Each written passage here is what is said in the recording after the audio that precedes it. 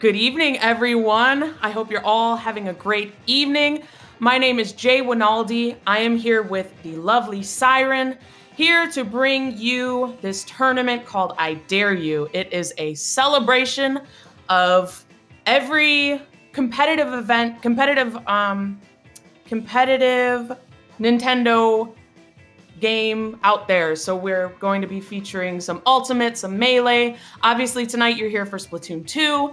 And this is all just to celebrate the competitive scene that Nintendo just loves to neglect. Amen. All right. Well, this is also a charity event. We are raising money for the Foundation RAIN. It is an anti-sexual violence organization. There, you may donate to the prize pools. I believe, someone better correct me if I'm wrong, but 10% of all of the money earned through the donations will go to the RAIN Foundation. So if you feel compelled, donate. I'm sure the teams would appreciate it and the organization would appreciate it as well. There are links to donate in the Discord server. I believe one of the links is through GoFundMe. But yeah, I am very excited. Cyren, how are you feeling? There's a lot going down tonight. I'm feeling pretty excited. I looked over these teams that are all participating tonight, and I got really excited to seeing all of them. A lot of really good teams decided to come out and play for these next couple days, so that makes me really happy to see everyone coming out for a good cause. Same. We're all here to celebrate Nintendo and raise money for an amazing cause. So I guess we're gonna get into it. I won't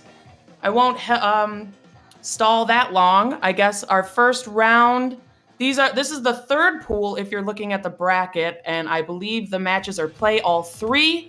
So our first teams against each other right now are licensed to Krill. You've got Bronze, Gregaroo, Turtle, and Flurry versus 20 Pew Pew. You've got Wisdom, Razzle, Oily Drift, Healthin, and Kiki. 20 Pew Pew, a very interesting team, not a team you see very often, but when you do, you're in for a treat because it is a full Bamboozler team.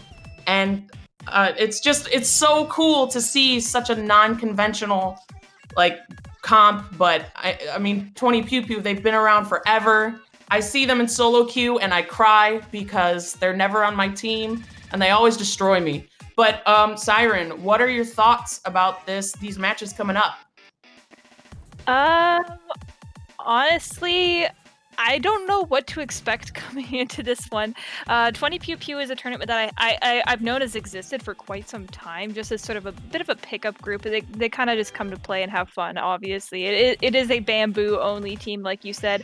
So obviously, some maps and modes, they are going to have a bit of an advantage having those bamboos, but I think Licensed to Krill knows what to expect out of it, so I think they're going to have proper counterplays for that kind of comp, and I don't think it's going to be too difficult for them to deal with. Of course, Mako Mart is going to be our first match mode, so I'm not too sure if either teams have a bit of an advantage here, because looking into it, like bamboos, they do have 10 missiles if they pick that, and that could be really strong pushing onto this specific one just because of how small the map is and tight the quarters are. So yeah, for sure. And for it being Clamblitz, maybe bamboo, having 4 bamboozlers, it's not a very paint heavy comp, but they might have to focus on getting a lot of splats in order to make those aggressive plays. So let's see what License to Krill uses to counter. We're seeing CDS Tent. I was expecting Tent from, his name says it, the Tent God. We've got a Junior and a K-Shot.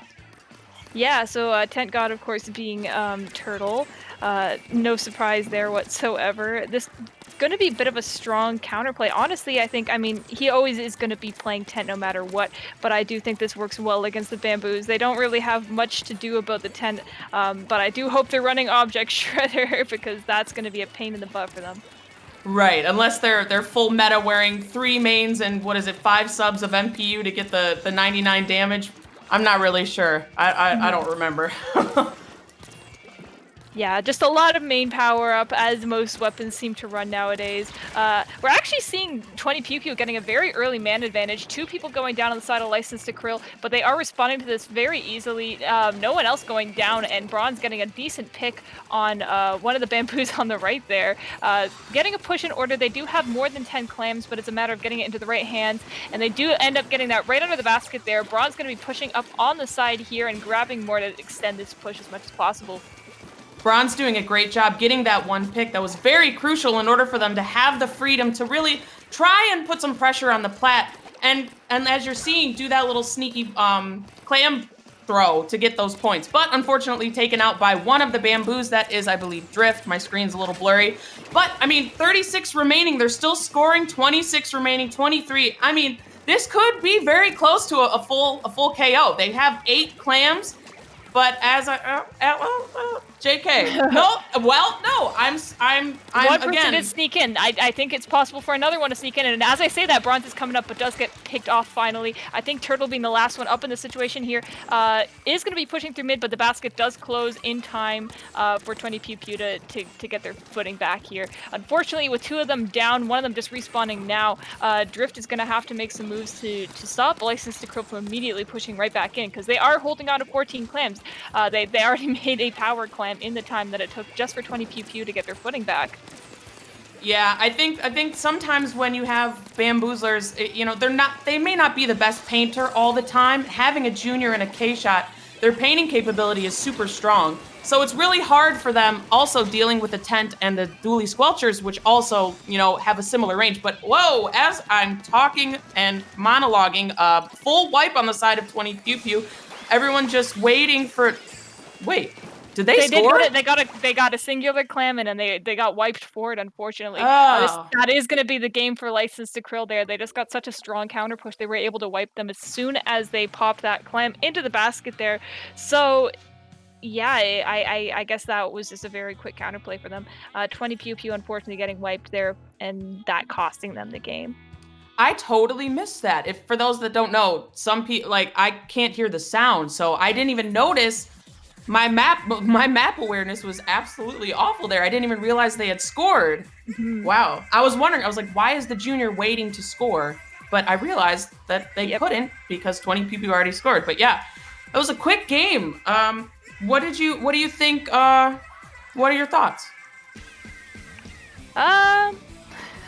Well, I think as I kind of assumed earlier, License to Krill knew what they were getting into there, and they wanted to paint up as much as possible.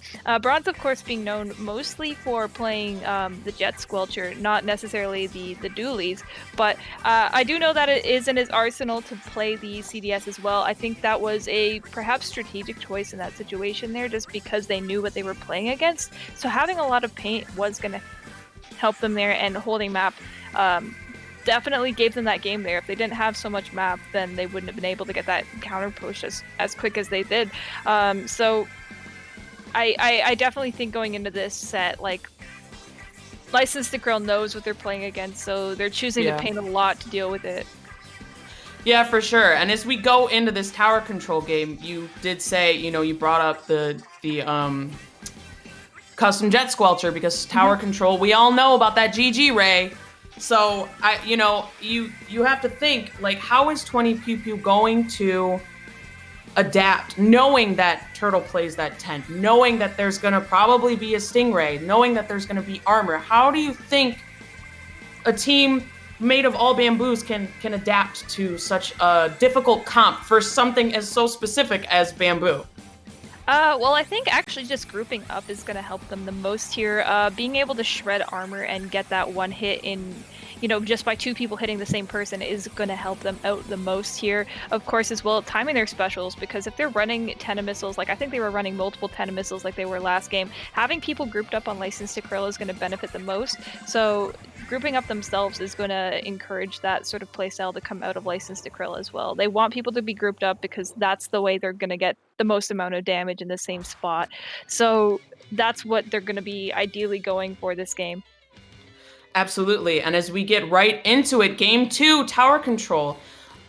Similar, we see the same exact comp, except for Bronze, again, like you said, switching to that custom Jet Squelcher. Yeah, I think just there was no way for him to not decide to go right here. Of course, we're seeing it right 20 seconds into the game. He's already popping it. He does it very aggressively. It's not just for defense. Bronze does use this to help out his team as much as possible, and he will do it aggressively as much as he can. As soon as he gets it, he will use it most of the time. So, of course, Flurry going to be riding this tower here. Unfortunately, Bronze actually going down somewhere, getting in a tough position here with the bubbles from the bamboo being popped onto that street there. That does put them in a tough spot to be riding the tower. Flurry hopping off and offing to pick a fight with one of the bamboos over on that snipe there, and actually getting the win on it. I guess just with pressure coming from both sides there, not really having too much of a choice. What Turtle going down actually in the left court there, and Flurry just going to be kind of dancing around this snipe here, popping armor and just trying to keep this push going for as long as possible. I love what he's doing right now. He's really paying attention to what's going on in the game. He knows when to hop off the tower to help his teammates. He knows when to stay on to get through that checkpoint. He's doing a really good job of, like you said, dancing around and just keeping those bamboos occupied while still being able to push the tower forward. While you see Tent God here popping his bubbles, which, forces the bamboozlers to push back. And just like that, they got through the second checkpoint. Yeah, that's one of the most important checkpoints. That can be a very large choke point for many teams, so it's really good that they got past that one there. Even if their push is over, that one's going to make it very easy for them to get past their way later into the game. So, of course, now the Bamboo team, 20 Pew Pew, is going to be trying to take back mid and start prepping their own push, having to pop bubbles early a little bit to deal with the aggression there, and Turtle going down, actually, I think from the flank from one of the Bamboos there on the left. Bronze going down, or sorry, that was somebody else. That was Greg, I believe, on the right there, getting picked off as well. So they are going to be riding tower here with a two-man advantage, and Turtle being on that respawn, I believe. So it is going to be tough for them here. Bronze, of course, popping the Stingray to try and get them off of that checkpoint. It is going to work right now, but they are going to hop right back on before that checkpoint resets, and popping all their specials here to take care of mid, and actually getting Flurry and Bronze in the process.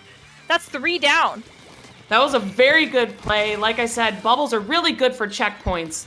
They create pressure and they get splats out of it. Looking at, I think that's, I can't see who the name is. But just as easily as Licensed to Krill got to the second checkpoint, 20 Pew Pew was just right there, but unfortunately 3 down on their side. Tent God, I forget his name, I'm drawing a blank, putting beacons up for his team to respawn and just holding mid with his tent and just applying pressure. Yeah, Turtle holding onto these bubbles here, going to push up into the pit and trying to get a very strong counter push, kind of like what we saw in Mako Mart earlier. They're just holding as much pressure as they possibly can. They want to get to this final checkpoint here. That one's right by the knockout, of course. Going down to one of the bamboos there in that pit in very tight quarters. That's kind of an impressive pick to get off on that tent there. I think they do anticipate having to fight that tent, so that is something that they're able to prepare for. Popping bubbles, but unfortunately gets interrupted by Flurry on the junior, riding the tower again and just sort of dancing around the shots of the bamboo, trying to get to this last checkpoint here, and they are holding very good control of this pit. It seems Greg has painted the entire thing, but it does seem that there's one behind them popping bubbles that is going to divert their attention, but that isn't going to be enough.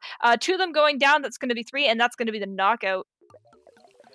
And just like that, I mean, you saw the aggression, and you saw the aggression from the junior, you saw the aggression from the tent. They knew that they could use the tent as a distraction, and the fact that it's really hard to shred that tent was just genius. And they took advantage of it, and just like that, they got that KO. Yeah, very good game for Licensed to Krill there. They kind of showed that they knew what they have to do, and I think they've shown that in the first game as well. Yeah, once they got past that second checkpoint there, it kind of becomes a bit of a cakewalk, in my opinion, for that specific map. It's very hard to defend, especially if they start getting up on your top left and your grates area and your snipe, and that's exactly the positions that Licensed to Krill was taking there by the end. So just having those areas and controlling them is very difficult to deal with.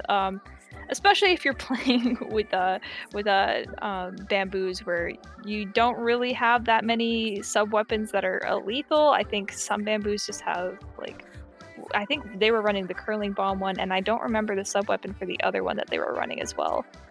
So that one is, I think it's the Mark III. That one has the fizzy bomb paired with the bubbles. Oh yeah. I think it was Right. only one of them that was running it. Correct. And then I'm sure as we're getting into Splat Zones on Black Belly, we are going to see the Mark II, which has Toxic Mist, which helps slow down the enemy while they're running through it. That's Toxic Mist and the Burst Bomb Launcher. Oh, I'm hearing an echo. Oh, okay. So apparently, we've just received news that this is no longer going to be a play all three.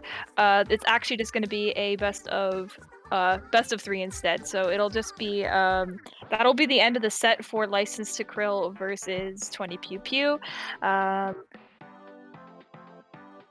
Geez, what is next for 20 Pew Pew? I think after this they actually have a buy of some sort. But let me look at the next set that we're supposed to be looking at. I believe it is going to be Enlightenment versus Jackpot, if things are going correctly, which I cannot even begin to assume, considering that this is Smash GG that we're dealing with here, and every single time it's a nightmare. I believe that's what it was in the production server. I think it's Enlightenment versus Jackpot. I believe so. Okay. Yes. Yeah, they haven't started playing yet from the looks of it, and I think they have already finished their set versus Tidal Wave. So yeah, it should be Jackpot now. Correct. Okay. So I guess while we wait for that, I'll just remind everyone that this event, I Dare You, there's $600 in prizes. This is a 2-day event. And fortunately, this will not be the end for 20 Pew Pew. They all will play on day 2.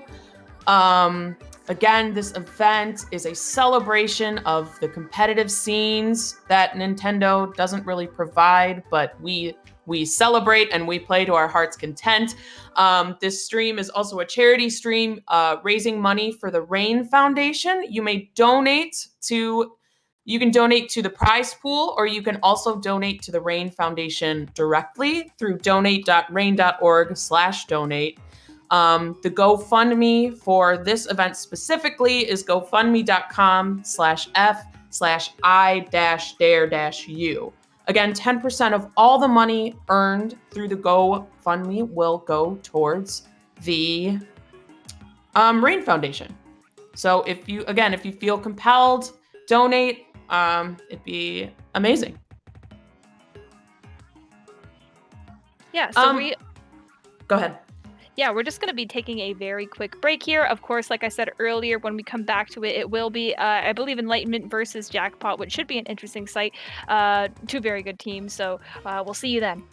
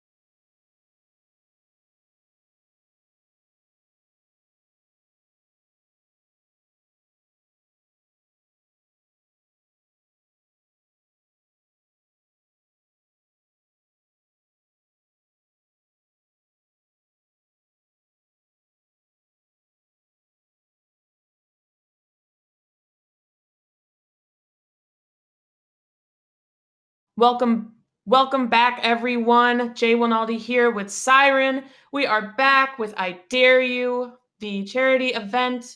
We're just gonna get right back into it with our tournament here. We've got Enlightenment versus Jackpot in our game 2. We have Nick, Scooter, Red Rum, Metanoia, Glacian, and Oscar on Enlightenment. Oscar, their newest addition recently. And then we also have Jackpot with Leafy, Shadowwind, XEQ, a very well-known charger and legend. Cyren, why don't you tell us, you were just talking to me about Jackpot, this newly formed team, and how they're kind of shaking things up a bit.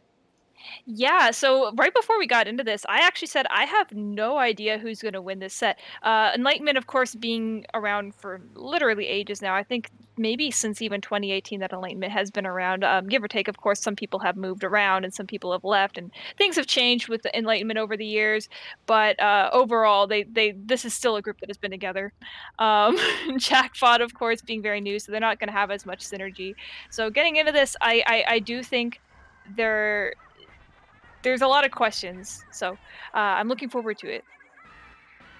Same. It'll definitely be very interesting to see, like you said, such an older team who's established, they know the ins and outs of their team versus this new pickup with all these different styles. And we're going to go right into it with Rainmaker on Humpback Pump Track. We're seeing Q with the Firefin Splatter Scope, which has been more meta these days in comparison to the custom Jet Squelcher. So it's going to be interesting to see how Q makes the Suction Bomb Rush work in relation to the Stingray on the side of Enlightenment.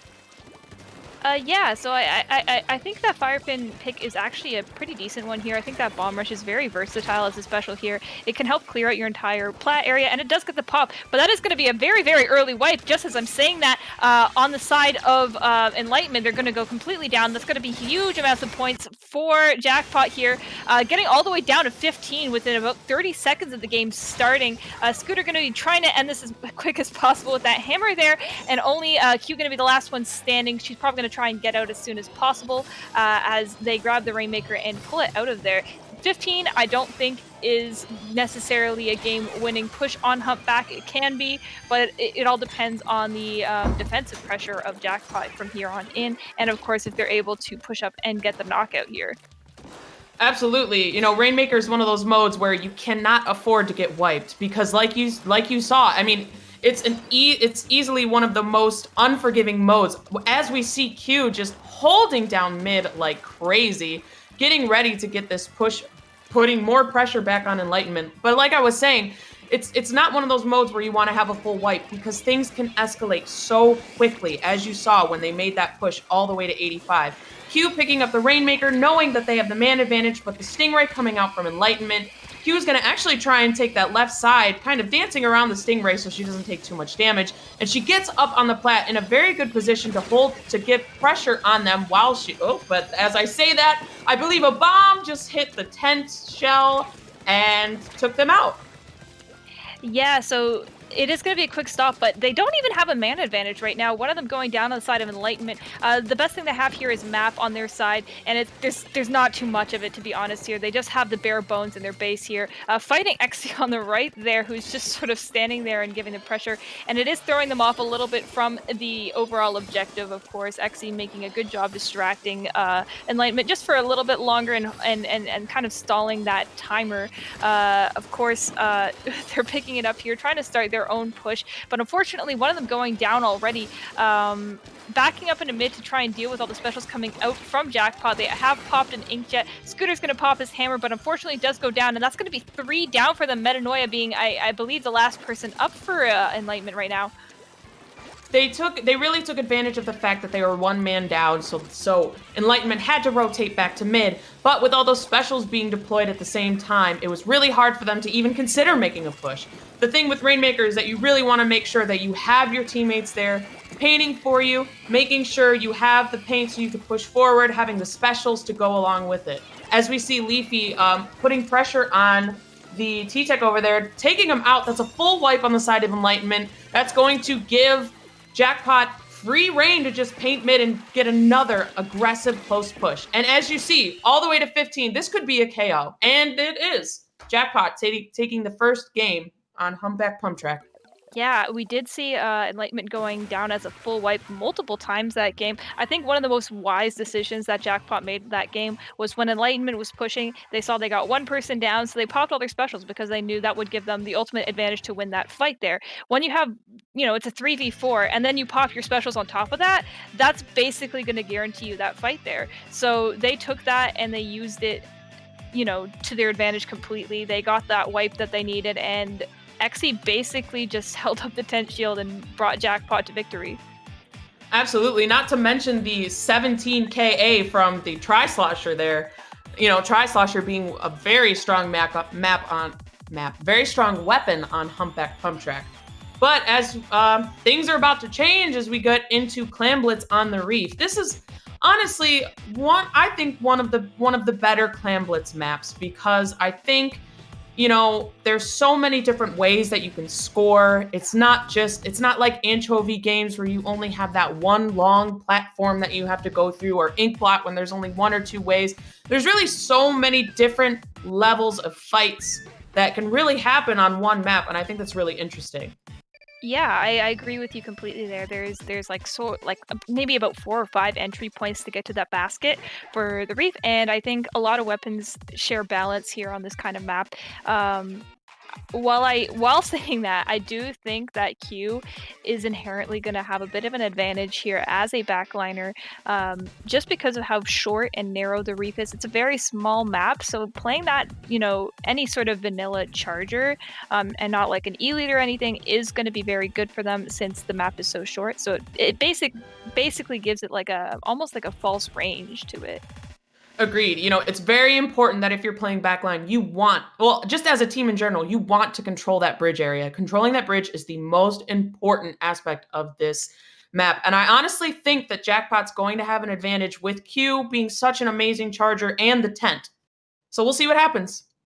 Yeah, I think this is another one of those map modes where 10 is able to really support the push in any way possible. Xe, of course, going to be taking that bridge right off the bat. That is going to create a great pathway for Leafy and the other aggressive players to get into that street for Enlightenment. Xe just trying to get this fall off on one player on Enlightenment on the right here, trying to just ignore him at this point, I think, just to opt pressure onto that left side here, not letting himself get too distracted by one person who's in a bad position.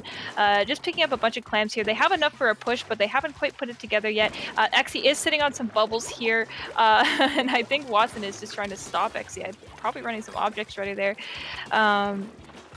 With just a couple clams to go, Xe does call this way and does get enough clams to make this push, and they're starting it right away. Unfortunately, their Tri-Slosher going down here, so this could make it a little bit more difficult here, but I'm not one to write off Jackpot this early. Yeah, I mean, that was an interesting push. Like you said, the tent did a really good job of baiting that player out, which let them get into that into their plat so that they could score. Granted, 68 remaining isn't a huge push in Clam Blitz, but I mean, it's an okay start. You see Q here popping her suction bomb launcher. I'm not really sure why, because I wasn't paying attention. But the Nautilus gets taken out, and Q also gets taken out by the splatter shot, but that was indeed a trade. It's a 2v2 situation. Scooter trying to apply pressure as he moves back. He's charging his special, trying to get that inkjet going so he can possibly take some people out and be a distraction. Yeah, popping this jet here, I believe this is, he gets it pretty fast since he did get picked off by Q last time, and actually getting picked off immediately again by Q. She's just hitting all the shots that she needs to on these ink jets here and protecting her team. Leafy getting important picks up in the street here and has enough for a clam. That's going to be 2 power clams right off the bat, and they are going to be getting a bunch in as well. They're just picking them up as they see them. Wow, just both of these chargers have been so on point with hitting these inkjets. I don't think an inkjet is a safe special at all this game, because they are not going to last for more than like 2 or 3 seconds. Yeah, it's safe to say when you've got chargers of this caliber playing against you, sometimes splashdowns and inkjets just aren't even good specials these days. But as we see right now, three down on the side of Jackpot, Q by herself. As this is going to be Enlightenment's first attempt at a push. We see the power clam jumping in, but unfortunately taken. Oh no, they did make this. They did score down to 57 remaining. Legend trying to take out Scooter, trying to get to that basket. But unfortunately, they got taken out, and that is the end of that push. Yeah, I did see that there was one person on Enlightenment there who was holding on to 4 clams, but did opt to back out of there, which I think was the wise decision there. When you don't have the lead with that amount of clams guaranteed, I think it's probably just best to back up and leave it for a bigger push, which is exactly what Enlightenment has opted to do. Unfortunately, as I'm saying this, Commentators curse, 3 of them going down, just only the Firefin left in their base to defend himself, does actually get a bit of a tap shot pick on one of them there, but now it is going to be a bit of a race for the clock as Jackpot does get another clam in, so this could be more points for them if more people are able to show up, with Exy leading the way there with the tent shield. That could be more of a push, but it looks like it was just going to be the 1 clam in only. They decided not to push anymore or not try to cheese any more clams in, so they didn't actually even get past their penalty points there. Red Rum getting a nice little tap shot on Legend there, getting a nice double, taking out Leafy as well. That, again, another situation where Enlightenment has the man advantage. This is their time. With a minute left, they have to make a push in the next minute if they want to win. But unfortunately, Q asserting her dominance like she always does, taking him out, popping that bomb rush, forcing them to get pushed back. She's got control of this bridge, and this allows their team. Granted, they don't have any clams, but at this point, they don't need any. They could just hold mid, hold the bridge, and just stop them from even thinking that they can push. Yeah, with 2 of them going down, it's just going to be a couple people on left. Q trying to actually get the tap shot on this other player here. They did just lose their power clam, but it looks like Nick was trying to almost cheese it in behind Q there. They are going to have to scramble at this point in the game. They're going to have to either pick up that 1 power clam there next to Q, which is not going to be easy, and I think it did just despawn, or they're going to have to make one in the next 15 seconds. They only have 4 right now, and with people going down, that's not going to be an easy feat. It looks like they have 3 people cornered on 1 guy on the center there, and they're just very desperate at this point. They have 3 seconds to make a power clam, and unfortunately, I think they just tried to make it in the wrong spot and unfortunately lose overtime there. That's going to be a 2-0 for Jackpot in this set. So, of course, looking at this pool here, Enlightenment still potentially has a chance to make it into the top bracket of the tournament, but it is going to be difficult, of course, because in order for them to do that, I think they do have to beat FT Burst, which, by that name, you can assume that it is an FT win kind of pickup. It does have Ice, Keo, Bran, who else is on it? Bursty, of course. I should have known with the name, and Biscuit. So kind of scary position if you're Enlightenment right now to be going down to Jackpot at this point. Yeah, for sure. And I guess, that's going to be the set. We changed it on the fly to a best of 3. So Jackpot taking this set 2-0. I honestly thought there was a lot. It's even though it was a 2-0, it was really good gameplay. I felt like there were a lot of even fights. I felt like, there wasn't a team that was honestly always dominating, because there was a lot of back and forth movement. But it just goes to show you that no matter where you are in your, let's say your Splatoon timeline, you're always going to be surprised, and it doesn't matter. You could be a brand new team. You could be a team that's been around for 10 years. You never know what you're going to get. Mm-hmm. Yeah, 100%. So I believe that is going to be the end for you and me, Jess. Let's see what the next set they are going to be seeing is. Trying to find it. So the next one you guys are going to be seeing, hopefully, will be Fantasy versus Universal. When we come back, it is going to be a couple of other commentators. Anything else to say? Nothing much, but I'll just remind everyone again, this is, we are collecting donations to the prize pool. You can donate at gofundme.com/f/I-Dair-You. 10% of all the donations for the prize pool will go to the RAIN Foundation, which is an anti-sexual violence organization. Your donations mean the world to us, so it would be awesome if you donate to the prize pool. You could also donate to the RAIN organization directly by going to the website donate.rain.org/donate. And I guess with that, I don't have much left. Free Melee, free Splatoon, all that good stuff. Thanks for having us. You know, all the right things we should be saying. I guess that's it for me. Yeah, and as me as well. I just want to thank as well the TOs and everyone working on this project. So yeah, bye-bye. Yeah, shout outs to Inkling Performance Labs. And round 3 will be starting soon. Have a good night, y'all.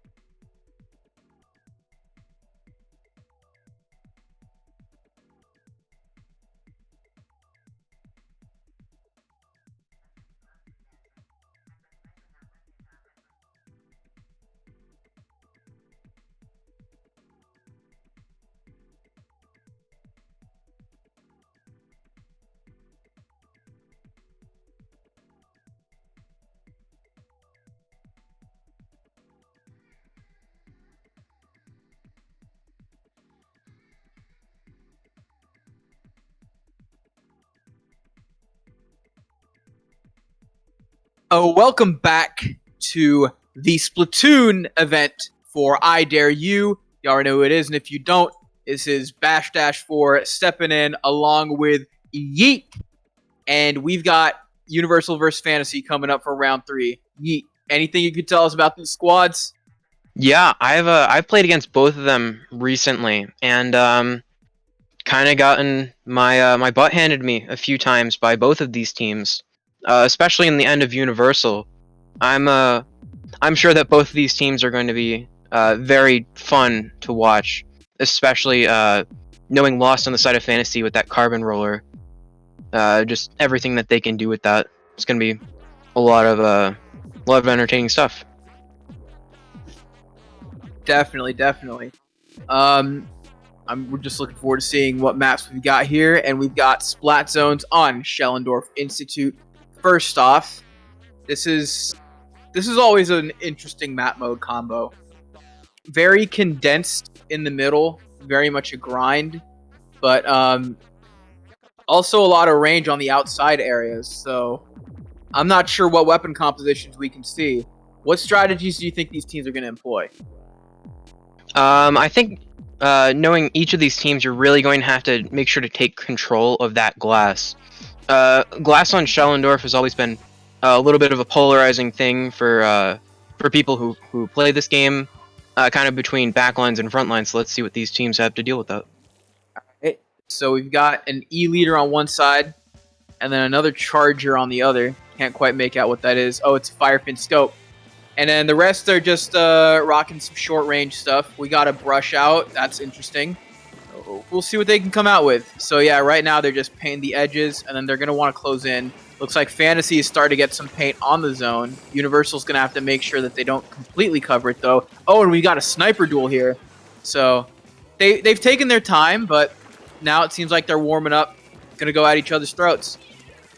Yeah, neither team able to get a full team wipe, but Fantasy's able to take control of this zone first, giving them a slight advantage. Mondo going in here, getting a pick with their ink brush, ballering in to try to get as much paint in that zone, gets it capped, and places down some very strategic ink mines, waiting for the armor to go in, just kind of hiding behind this pillow, getting one pick on Panda there, going back into the zone, maybe trying to mine it up again, support the rest of their team, and that's going to be lead for Universal right now. Yeah, really liking this stuff from Mondo.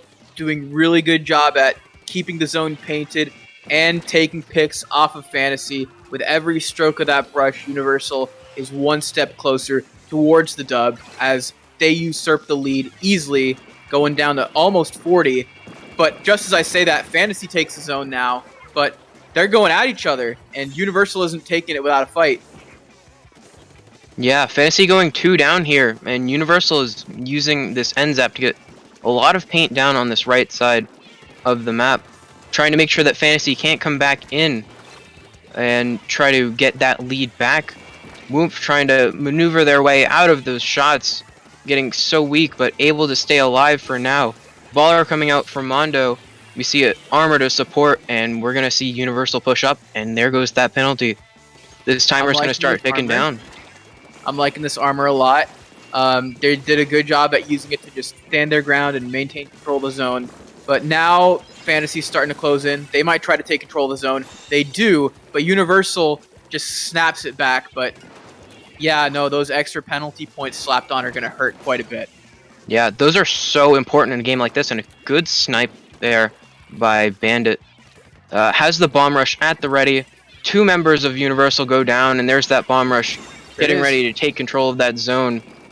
Ooh, a good pick there by the K-shot, and Fantasy's push already coming, or not coming to an end just yet. 2 members of Universal are down.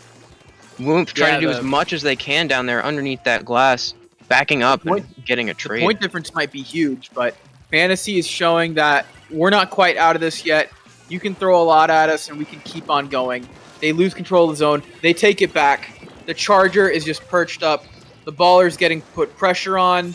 And yeah, no, everything that Universal is throwing at Fantasy, Fantasy is just throwing right back. Yeah, Fantasy doing a good job responding to all of these Universal pushes here. And you're seeing them get so close to this Universal lead as they take that back and slap on a nice hefty penalty of 45. Fantasy having 2 down, but 2 specials ready. We're going to see how they manage that with the push-up from Universal. Missiles coming out. These Chargers battling it out on the glass. So important getting these picks. And the suction bomb launcher. But yeah, like with just under a minute and 30 seconds to go, this lead with this like point difference, a minute and 15 seconds, a minute 30 seconds is like an eternity. All it takes is one good sustained push from Fantasy to regain the lead and really put pressure on Universal. But Universal isn't quite letting it happen as they retake the zone, and they might be trying to widen the gap themselves. Yeah, at this point in the game, with a match so close, with under a minute left, with these kinds of penalties on it, every kill matters. Every push you go in, if you can get one pick on the other team, it's such a big difference when it comes down to all of this stuff. 2 members alive on each team, just kind of battling out for the zone. Archer getting 1. Universal looking to cap, but Fantasy still alive in it. Archer is in a 1v1 against that T-Tech, able to get them down, and we're seeing them get missiles ready, and it's looking a little bit better for Fantasy's lead here. With 20 seconds remaining, let's see how this match plays out. Universal's lead, rather. But yeah, no, I like the way that these guys are coordinating. Whenever they did get in that 1v1, the guy had teammates backing him up, shutting down that Booyah bomb. Oh, but Fantasy now has control of the zone, just slightly. It's overtime. Can Universal take it back? They do, and they take game 1. That was intense. I'm going to say this. Both teams had a really good long push, and for most of it, it seemed like it could be anyone's map. But I think the one thing that Universal did better than Fantasy was that when they were going on those runs, they sort of had better positioning, and they were in it sort of like they had a better mindset that allowed them to keep the push going, coordinate, make sure they're able to see offense from all sides, and make sure everyone had each other's backs. Maybe if Fantasy has each other's backs more next map, they'll get the edge that next time. Yeah, a lot of this last match on Schellendorf zones, I believe that match could have gone either way, and a lot of it comes down to how many people do you have alive? Can you keep your pushes sustained? And can you make sure that when you cap the zone, you can kind of push out and get more picks to allow that penalty to trickle down until where it's all the way down, and now you're actually pushing that objective. You saw how important that the glass was to each charger on the team. You know, I think Universal had a little bit of range against Fantasy. I believe they had an E-leader, which is better off on that glass compared to the fire fin that I think Fantasy was using. Universal also had that ink brush, which I believe is a really good pick for that map mode, because if you're on that glass, you're able to flank a little bit faster. Oh, the ink brush is putting in work. Oh yeah, for sure. And with those mines down in that zone too, I don't know if we caught it on stream, but I believe those played a big part in keeping those definitely that zone controlled there. But next up, we got Rainmaker on Snapper Canal. We see both of these squads. They have really good map vision, so it's hard to sneak up on either one. So this could very well be a grind. But if one team has a better movement strategy and better positioning than the other, they might be able to take a clear edge. What's your prediction, Yeet? I think these matches are almost too close to tell, but I feel like Universal might take some of that momentum from the previous match and kind of use it to their advantage in this one. And is that an Octobrush? Is that a Kensa Octobrush? Is that a Squiffer?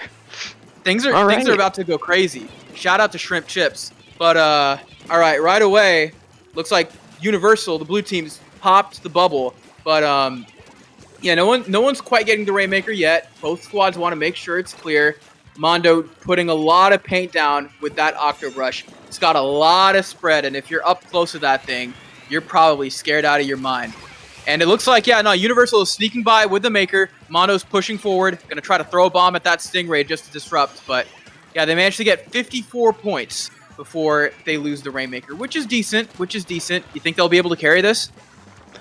On a map like this, I think if it's as close as I think it's going to be, I think it could be enough. But again, if you get 1 or 2 wipes on the other team, you are definitely pushing it past 50.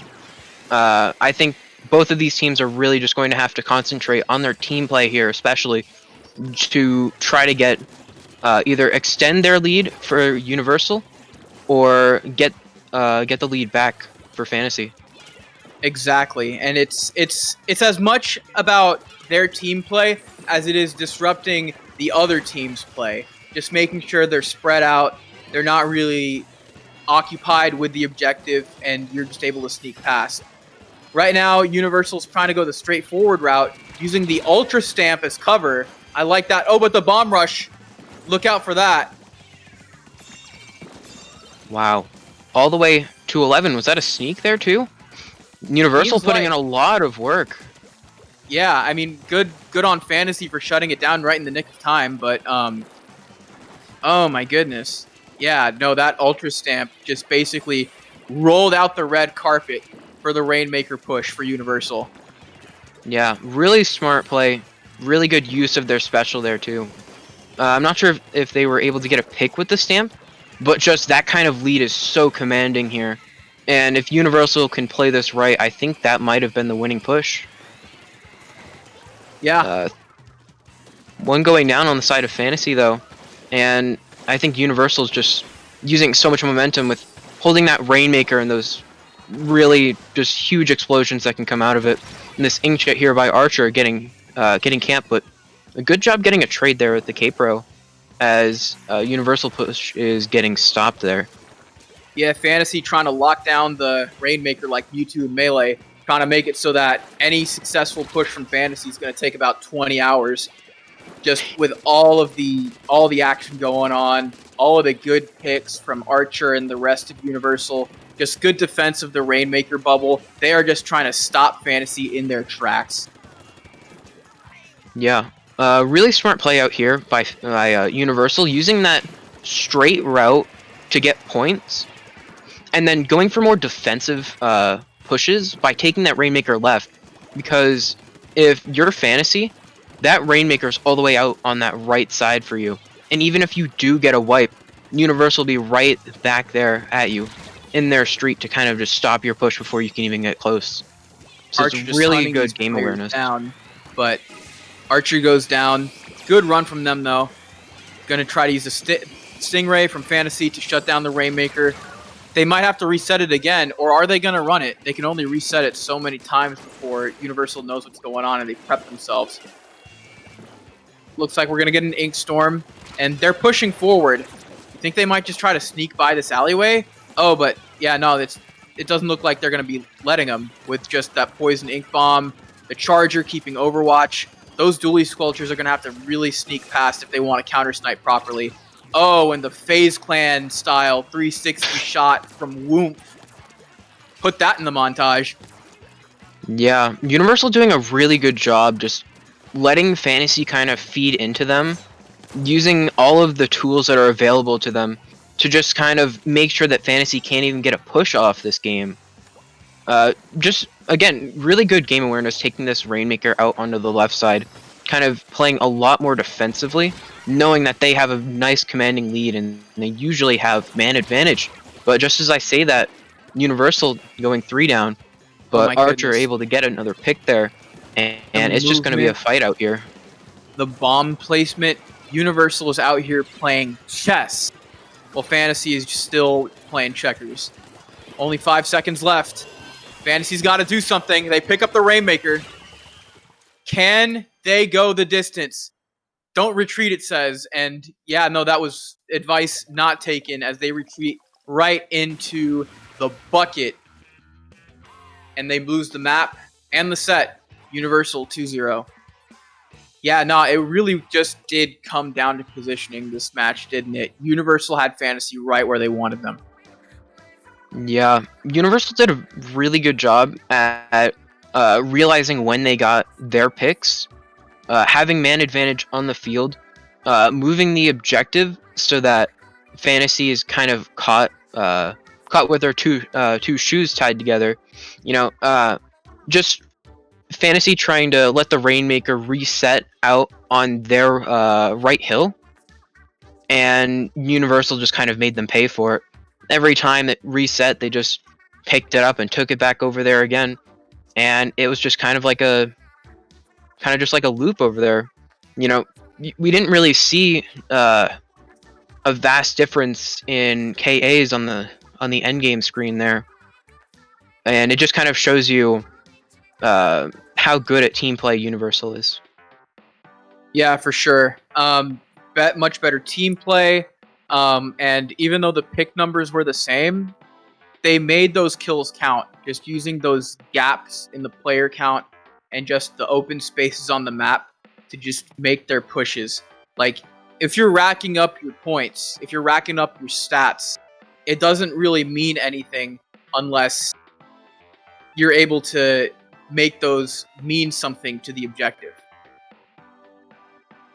Yeah. This is a best of 3, right? Or is it a play all? It is a play all 3. Oh, it's best of 3? It's best of 3. Oh, alright. So, yeah, no, good match. We're going to take a brief break before we get on to round 4, but keep it tight. If you liked that set, there's a lot more craziness coming up.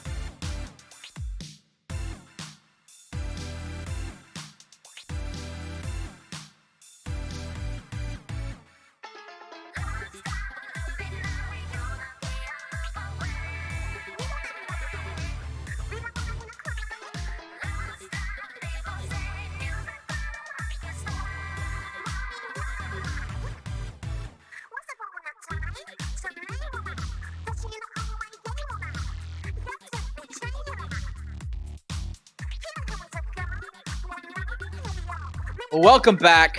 We are in round 4. We've got Tidal Wave versus Symphony.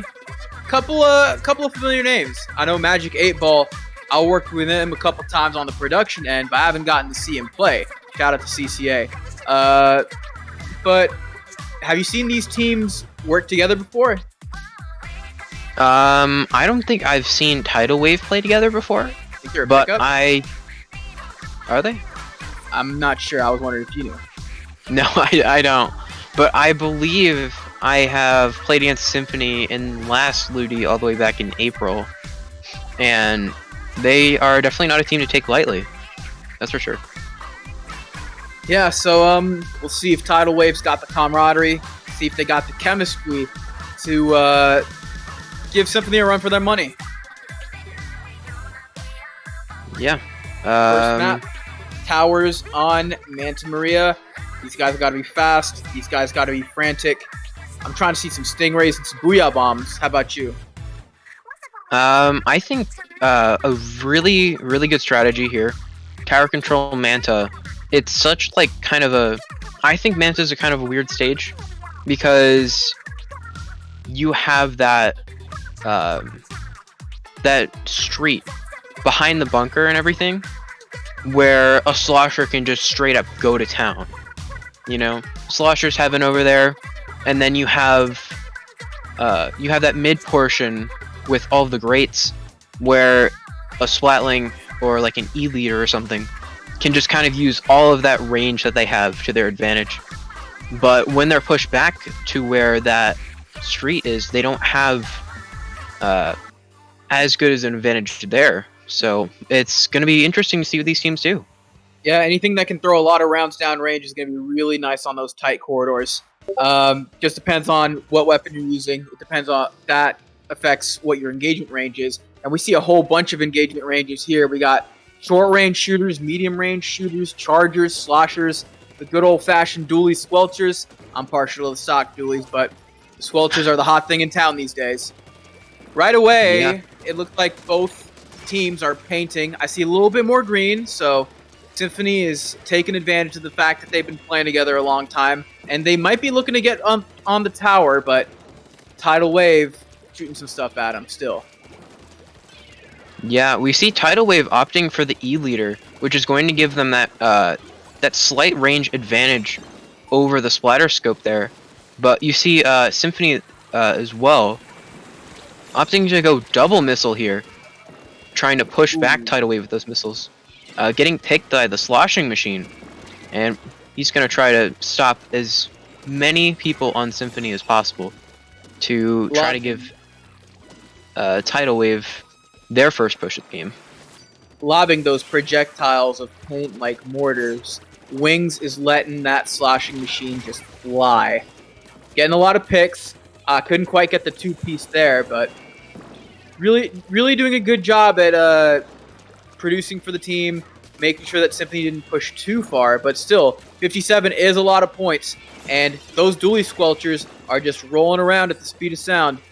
Gotten a few picks, and Symphony's back on the tower, but Tidal Wave is rallying together, and they might stop that push now.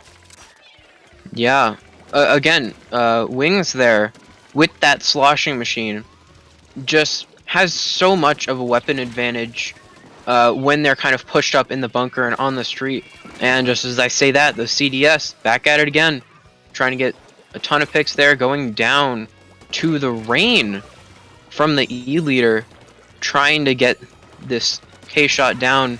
Able to get them there is Swampy and trading with Magic, and now we're going to see a neutral game here. We'll see what team can take control now.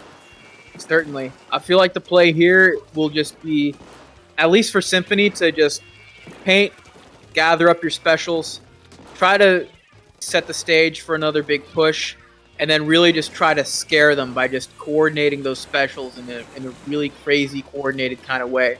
We see the Stingray on deck. We see some Tenta missiles being launched, but nothing's really happening. Maybe Symphony's trying to play defensively, you think? Maybe, but you only have that first checkpoint that kind of gives you a little bit of an advantage here. And that checkpoint's kind of farther away from your bunker. A good job here by KO getting that tap shot kill. Symphony's definitely going to have to push up if they want to make sure to keep that lead this match. Or if they're really confident in their defensive play, they can keep doing it the way they are. The Wings here get a nice splashdown slosh combo there. Able to get that guy down there. Going down to the K-shot and waiting for missiles, waiting for the right time. Getting picked, though, by the other K-shot. They let go their missiles. And now we're going to see Tidal Wave break through that first checkpoint here.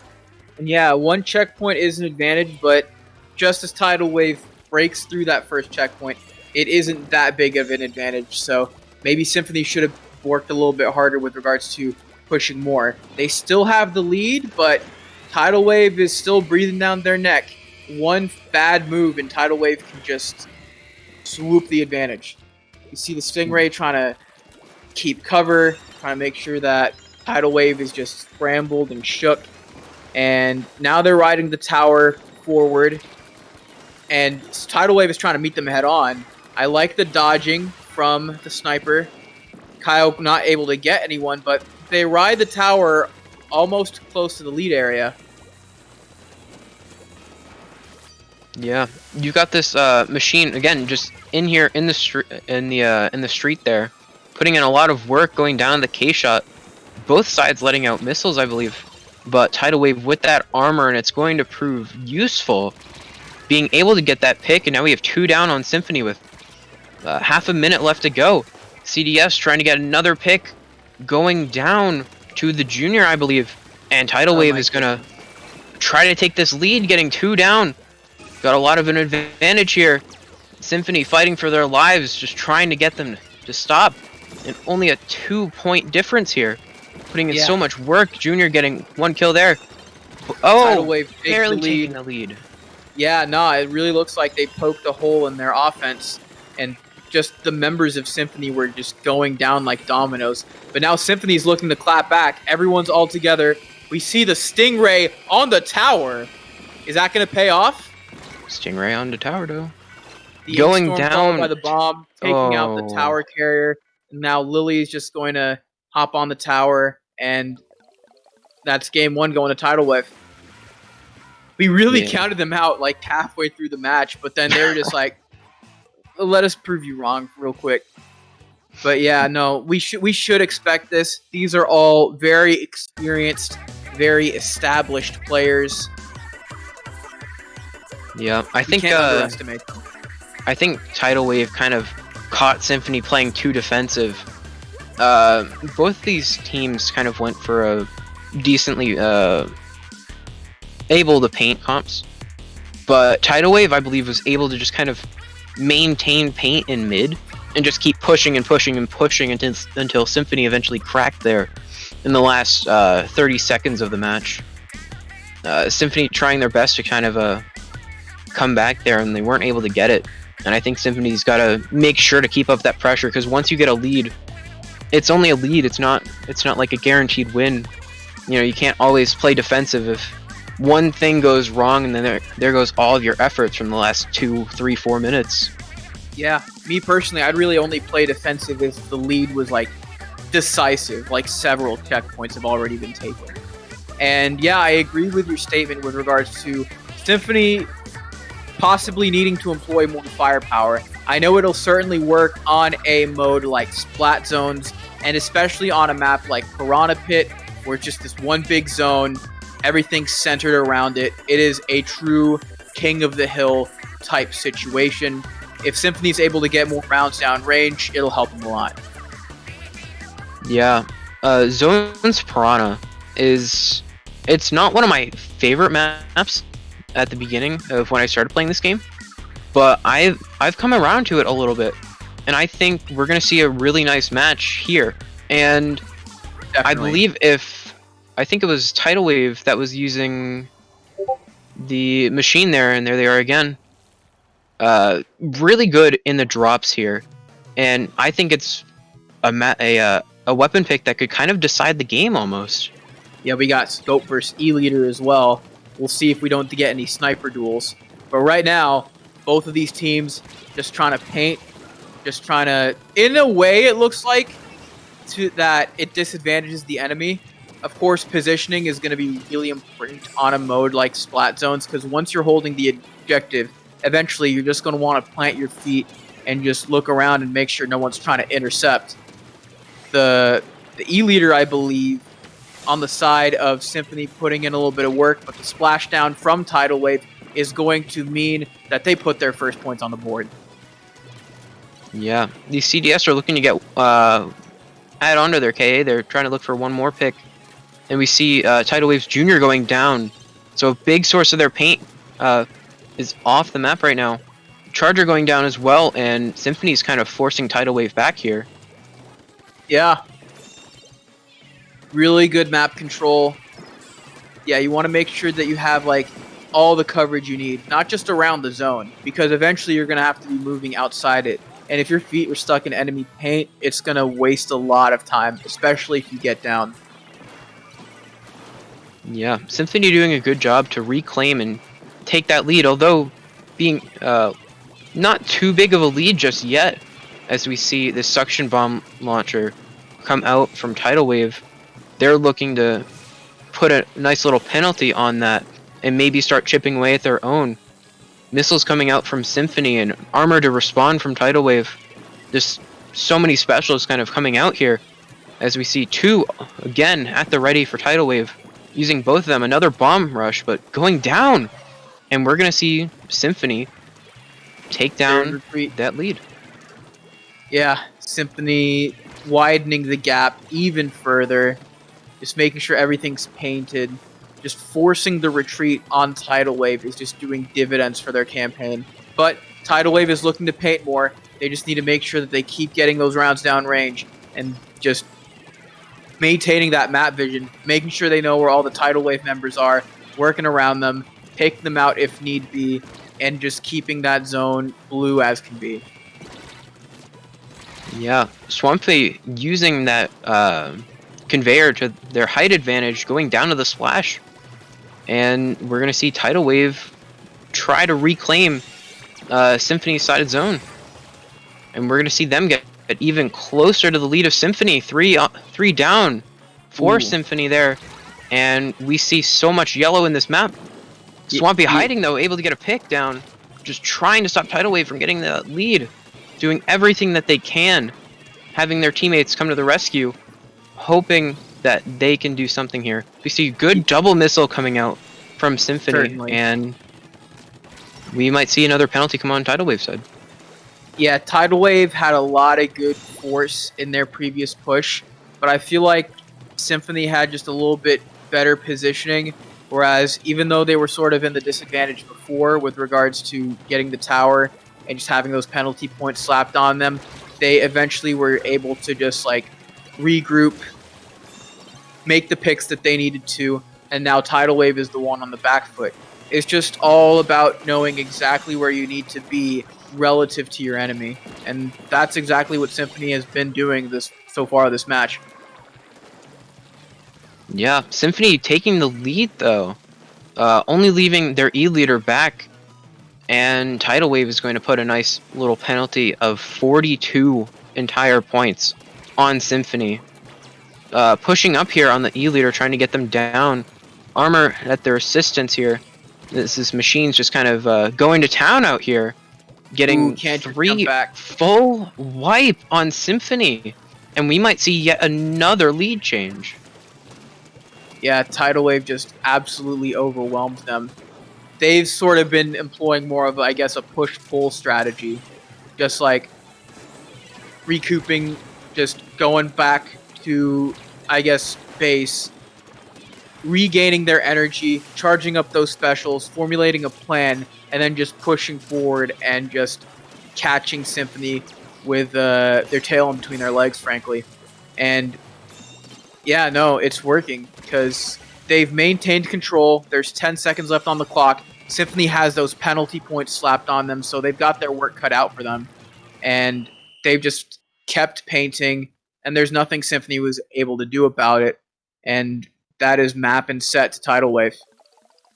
So, yeah, no, Symphony had a better strategy, and they were putting on more pressure more consistently than the first map, but Tidal Wave just maintained their pressure almost effortlessly.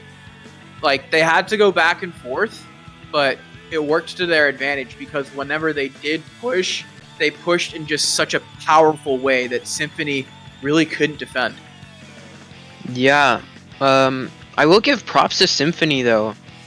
Keeping these games really close, and a strategy that I didn't really kind of expect to work as well as it did. Double missling Tidal Wave to kind of push them back, I thought was really well done, especially with the kind of coordination that Symphony had. Although both of these matches went to Tidal Wave, they could have easily gone to Symphony as well. For sure. Yeah, no, Symphony definitely kept them close. And yeah, those double missiles were cool. I liked how they were used to support engagements. So we want to take out the other team. We'll have two guys move in, just try to shoot as best they can, and then we'll have the missiles scare the enemies a little bit, so they're a little bit on edge, and it worked. But anyways, yeah, no, that was heart pounding. I need a break. Do you need a break? Yeah, I'm gonna go grab a blanket actually, kind of a cozy up here as we're gonna go into the next round after this short break that we're gonna take. Good call, good call. Keep it tight, everyone.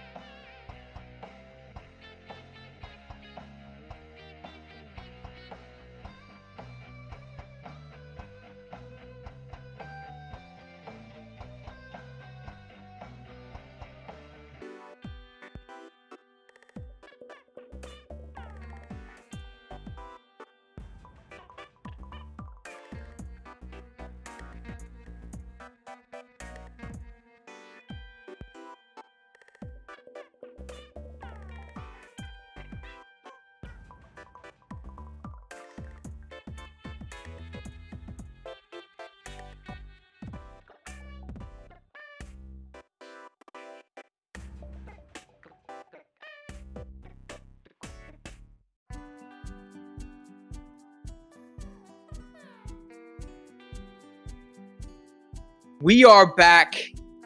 Round 5. We've got Priority versus Sonder this time around. Shout out to J Alpha Omega on the side of Priority. Yeah, what can really you tell us interesting about name. these teams? They're both really good from what I've heard. The Tooth Fairy visited me last night, and she told me about the match that we were going to watch of Priority versus Sonder, and just how entertaining it would be. Really nice set to watch, and then all of a sudden it's like, wow, I'm commentating this. The Tooth Fairy was right. I think it's going to be a pretty fun. So let's all sit back, grab a blanket, cuddle up with the homies, and let's see what these teams got. Crazy stuff. Yeah, the powers above bless us in mysterious ways. And I hope that blanket's keeping you well warm. Anyways, we got map 1, Clam Blitz on Wahoo World? I really don't know what to make of this map mode combo. It's always strange. Like, this map in particular, it's so compressed and it's just got that structure to it. And I'm like, Clam Blitz? Clam Blitz. What do you think is going to work here? Clam Blitz Wahoo World might be one of my least favorite Clam Blitz maps, simply because I'm bad at it, and just how important these the pushes across plat, which goes in and out of mid. Sometimes it kind of just comes down to RNG if it's up or not. But I think utilizing bubbles is a very good strategy here. Definitely. Let's see what we're coming out with. We got the ballpoint versus the splatter scope when it comes to backline duels. And then we got Sculptures on both sides, an N-Zap on both sides, and then a Gal on both sides. So it looks like these guys are reading each other's minds. One of them just wants to do a Splatling as their backliner. The other wants to do a Charger. What do you think has the upper hand in this kind of situation? I feel the Splatling personally, just because of the way things are set up. Yeah, I would have to agree with that, actually. Although Ballpoint did kind of take a huge hit in previous patches, I think the kind of scale of this map here, just seeing like how big it is, they can utilize those beacons to come back in as fast as they kind of want to. And as we can see right there, the double rain combo is pretty deadly. We'll see what these teams have to do on both sides, just kind of reset. Still kind of a neutral game here. Priority versus Sonder. Priority having a clam at the ready though, and both teams having armor. Getting a nice pick there is Josh, and we're going to see Priority start to move up. Yeah, you can't. It's going to take a lot more than patches to keep a good ballpoint down. Shout out to my boy LaRule. But right now we got a power clam on both sides. Josh, actually no, just on the side of Priority. Josh trying to carry it over, being real careful like with it, because yeah, no, that's just a flurry of green ink. Oh, now Sonder does have a power clam, but it's not really being held by anyone right now. And Priority just clearing the path, using those ink walls, but they dropped the ball, literally. But it doesn't take too long to pick it back up, because now they got the barrier. Now we got the Booyah Bomb saying, nah, you can't hit us in this corner. We're going to throw a couple more in. Already down to 51. Gonna try to harass the ballpoint a little bit, make sure they can't really cover that corner. As we throw even more clams in. 42 we briefly saw. It looks like Priority's got all the answers. And it doesn't... Are they going to be able to bring any more clams in? Nah. But really good push. Yeah. Priority's got to be thinking just like, wow, that was just such a really good push. You do have that very big penalty to deal with, but I'm sure number one thing on their mind right now is just trying to shut down Sonder from just being able to push back. And I think they're going to try to score yet again. They did it again.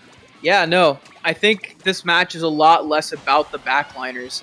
I mean, Priority was doing a good job at holding that ballpoint back, and they've shown that they're able to make their equal tools work more on the shooter side, making good use of those ink walls, just throwing those clams, simply just getting the paint on target and just winning those engagements. Sometimes it's as simple as that. Of course, you need to do something with the objective once you win those engagements, but yeah, we know Priority is wasting no time doing that. Yeah, Priority getting it down all the way to 19. And I didn't really think that they were going to get too much off of that power clam push. We see them get past that very, very hefty kind of penalty that they were given there. Sonder trying to just kind of rush in, but getting shut down there by Stock on Priority. And we're going to see 3 go down for Sonder again. And a full wipe on their side. That ballpoint tried to get its revenge, but maybe they overextended a little bit. And now we got 2 power clams in play, 2 in succession, and that's the KO. Priority taking map 1 with absolute authority.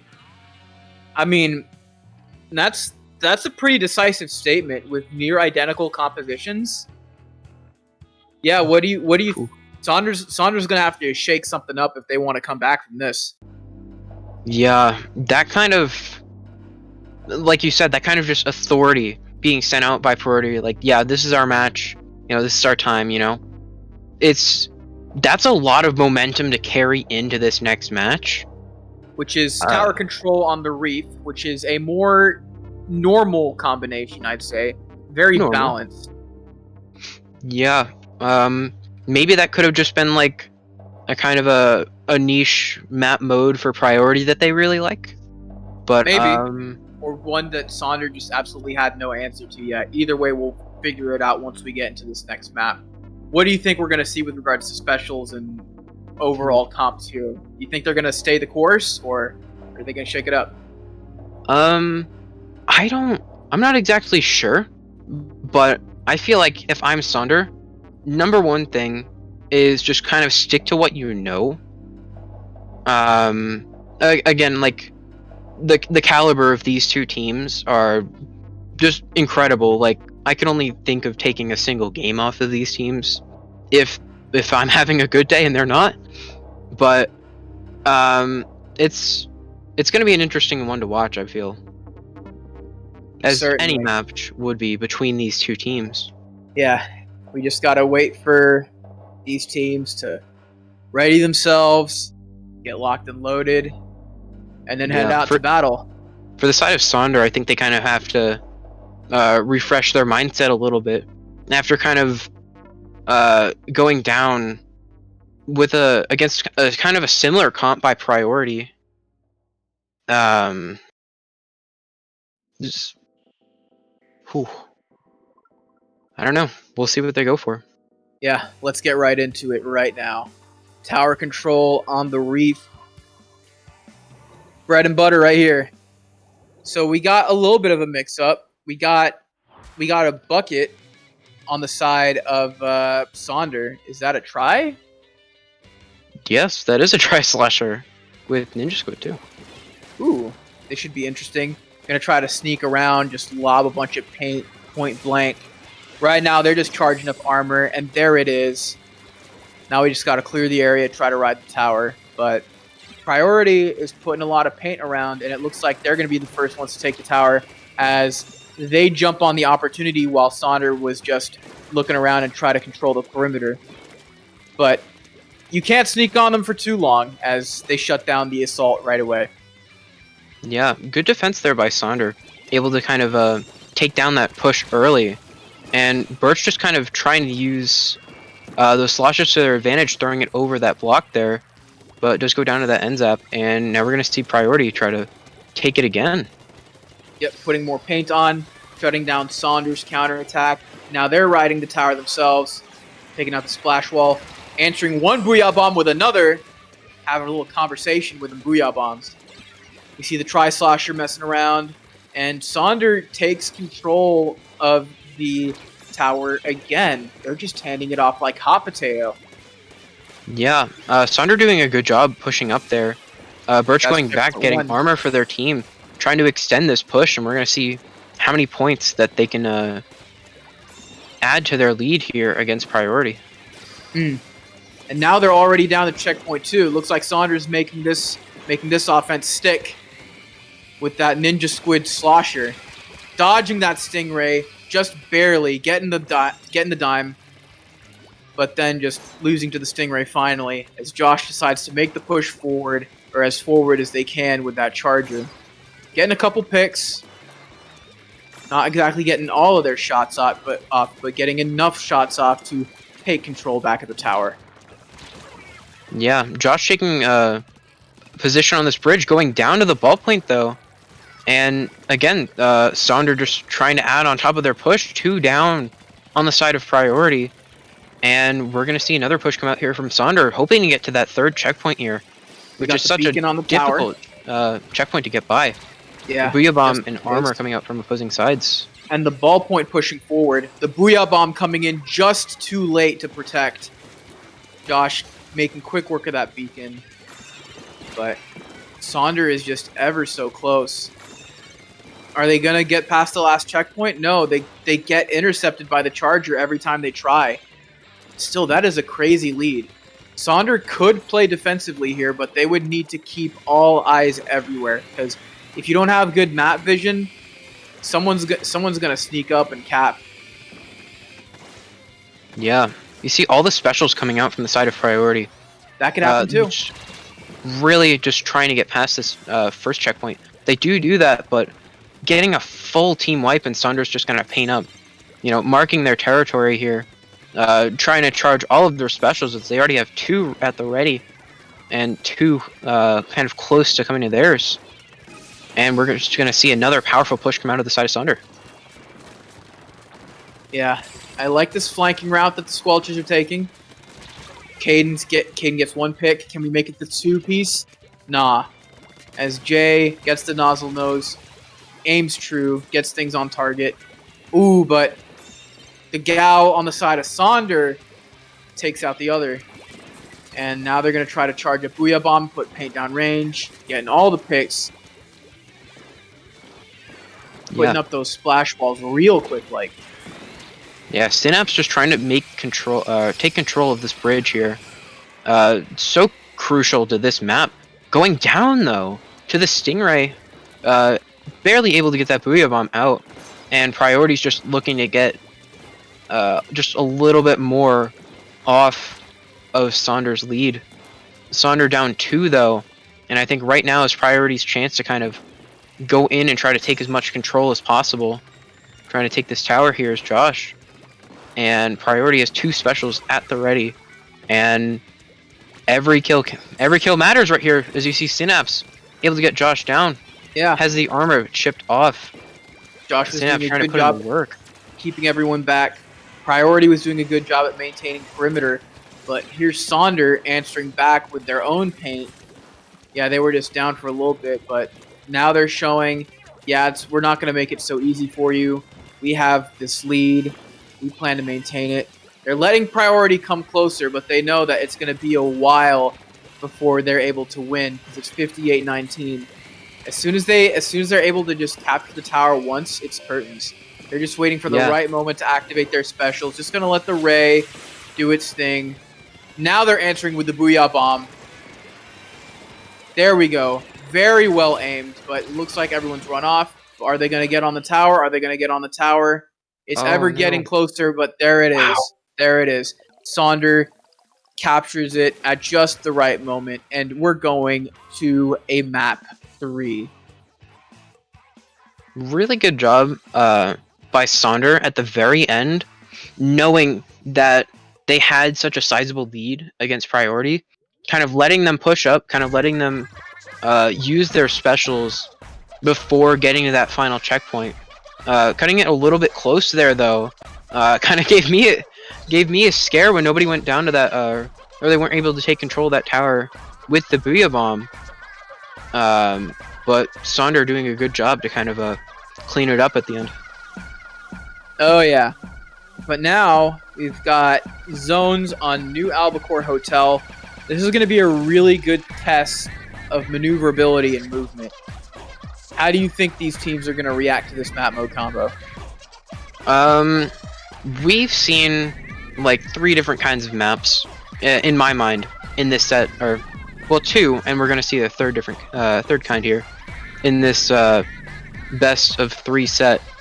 With Wahoo World, it's kind of condensed, but longer and not super flat, except for that carousel portion. With Tower Control Reef, you have kind of a square part of it, where it kind of you have ups and downs all over the place. But Albacore is just a big, wide open map where ranged weapons just exceed everything else. And we've seen like a Tri-Slosher and 52 Gals come out from these teams here, and it's going to be interesting to see what they try to use to accommodate for this different kind of map that we see in Albacore. Definitely. Yeah, we just gotta wait for these teams to get set, and then we'll see them have at it. Should be just a moment now.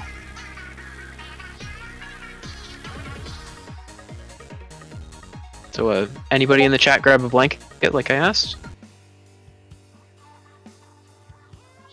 Alright, we're up here starting Game 3 of a best of 3 set between Priority and Sonder. We got the Jet Squelchers. Looks like we're going... Yeah, no, it's all shooter. It's all shooter. This has just turned into a CDL match, folks. Yeah. Down to business. Really big thing that you did point out already are the 2 Jet Squelchers here. Just... It's basically Ray the weapon, but I think what it comes down to here is just how many Rays can you put out and how well can you coordinate it with your team. You know, you have so much range and pressure coming out from these Jet Squelchers. I think it's going to be just the small things that matter here. Getting paint, getting picks, and just shutting down the other team. Yeah, those first 2 Stingrays weren't the best. We'll call them warm-up rays. Priority taking control of the zone right now. And, oh yeah, now that Stingray's better, especially when coordinated with the Booyah Bomb. And now Sonder's taking control back. They've got very few penalty points. Oh, but they got to watch out. They got to watch out for Priority. And, yeah, no, they just got to intercept every attempt to put green paint on the zone if they want to get past the penalty and into the lead, as Priority is in prime position to retake. And they slap 17 penalty points onto Sonder. This is a tug of war. Yeah. As we've seen, these the dually Squelchers are making really good use of the bridges there. And just as I say that, we get a full wipe on the side of Priority. And now I think we're going to see a lead change between coming from Priority and going onto Sonder's side now, as that penalty is gone. That warm-up ray for Gamer did dividends, because now they're hitting the Stingray all over the place. And they're about to take the lead. There it is. And yeah, no, Priority's just being pushed back. Maybe the armor missile ray combo will help them get things back in order, but they got to be careful with how they push. Ooh, the Booyah Bomb decides to go for a little swim there. And yeah, no, Saunders lost control, but it's not going to be for long as they regain control. That had the right ingredients for a good push, but I feel like it wasn't cooked correctly. You know what I'm saying? Yeah. Saunders doing a really good job at keeping control of the zone. Priority's going to take one last stab at it, having 2 down though, and I think that might be it for Priority. GG Booyah Bomb. Yeah, it just came down to Sonder having the more focused strategy and the much better execution. Both teams' energy was right, and they were both doing good with their engagements, but Sonder was just a little bit more organized. Yeah, with such a similar comp coming from both sides, too. It feels so evenly matched between these two teams. After that first match, I kind of had a little bit of doubt in Sonder if they could kind of take it back after kind of suffering such a loss that they did on Claim Blitz Wahoo. But props to them, though, showing that they really could, come back from any sort of adversity and just kind of proving how good and experienced they are playing this game together. And just wanted to notify everyone that we are raiding Ray. They are Weed King's brother, who is a main TO and the main one funding I Dare You. So yeah, let's show them some love. But yeah, this has been a great sequence of sets, especially that last one. It went really back and forth. Yeah, so much fun to watch, and I think the Tooth Fairy definitely told me right. I'm very glad about that. Thank you everybody for watching so far, and I believe we have a day 2. Is that right? Yep, it is tomorrow. So come back here to twitch.tv/IPL Splatoon to receive the conclusion of the Splatoon 2 event for I Dare You. It's a fantastic event. It's a great celebration of all of Nintendo's competitive franchises. Shout out to my boys on the Melee side of things. And of course, it's all going to a great cause. A lot of proceeds are going towards the charity Rain, which fights against abuse. That's some good stuff there. Really good cause, and I think everybody, if you just have even $1 to donate to them, you definitely should. Kind of such a great event being hosted here. We see all these communities coming together just to support a really good cause. If you want to support, link was put in the stream chat. GoFundMe.com/F/I-Dare-You. Please consider. But yeah, thank you so much for sticking with us. I've been BashDash. He's been Yeet. We are signing off. Peace.